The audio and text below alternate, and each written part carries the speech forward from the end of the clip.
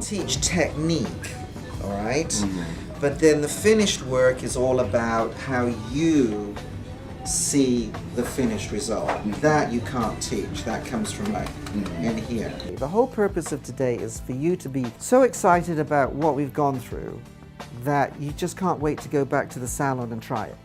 I mean, with a haircut like this, can you imagine the multitude of mistakes that you cover up with something like this? You know, I mean, it's mashed and crashed and buzzed and, you know, over-directed, okay? How do I make it shorter without, you know, doing what the client doesn't want me to do? I mean, this is the big thing, isn't it? I want to be creative and I want to work within the parameters of what the client is asking me to do, right? But you know what? Sometimes our creativity gets strangled because of doing stuff like this. What do you have in mind?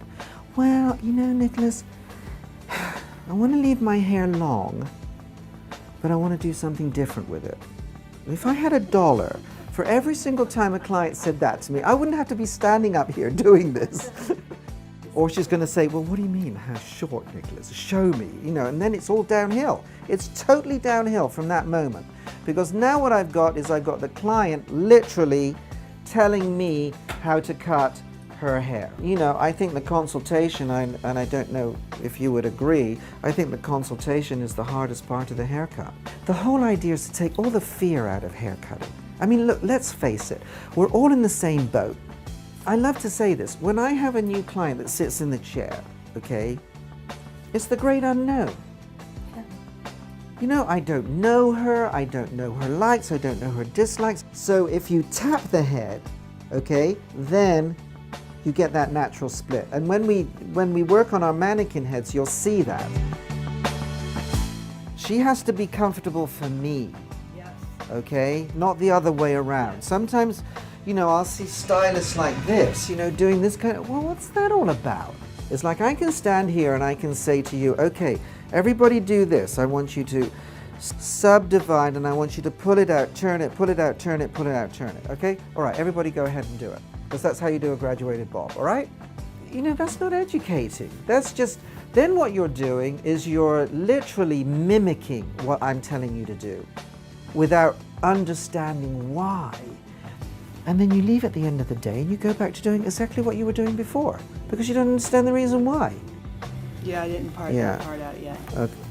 No, that has to be done first. Always, oh, yeah. Okay. What I do is I always look for the natural part first. Today, because this is the very first time, don't care what it looks like. Good. No, I'm serious. I mean, because it's all about understanding why you have to do what you have to do today. There's none of this and then combing it. Every single section has to stand on its own because this is going to be my guideline for my next section, right? Now, this is a problem that I see with a lot of stylists is they want the hair when it's wet to look the way they want it to look when it's dry. Yeah, and it's all the not, yeah, and going exactly, and it's never going to be that way. Picking up my previous section, pulling this straight out from the head, okay? Making sure that my fingers are pointing at the ceiling, then I turn, right? And then I cut. What I see you being is like really, really over compensating. I'm being a wimp. Well, you're not being a wimp, but you're rather than more. That's the way I do it. That's the way I roll. All right. Why would I leave this longer than that? You wouldn't. Exactly. Yeah. Yeah. You see. Not purposely. Right. See? I always cut this. I know you do, and then you go and hit the client in the head. Always. Yeah. And then you lift it to get it out of the client's head, and then then you lost your line. Drag it, turn, fingers against the head. Okay? Lots of tension. So don't go straight. No, because otherwise you'll end up with this line being straight like that, yeah. Bring it out. When the ends of the hair get into the brush, okay, I take the dryer away, turn. When the ends of the hair come back into the brush, Then I put the dryer back on again. What's the balance point in my hand? Your middle finger. My middle finger. What is it that we have to do with all of these haircuts? We have to make them balance. I mean, I rest my case. And every single time I do a haircut, bar none, when I'm doing my client, doesn't make any difference how many years I've been doing her hair, okay?